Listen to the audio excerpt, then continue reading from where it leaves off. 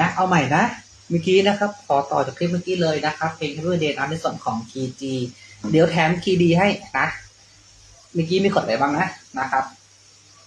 เรียงตามนี้เลยนะคอร์ดอาจจะซ้ำกันนะครับ1ก็เป็นคอร์ด G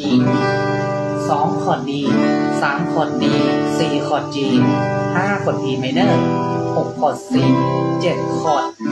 D แล้วก็จบด้วยคอร์ด G เป็นคอร์ดที่8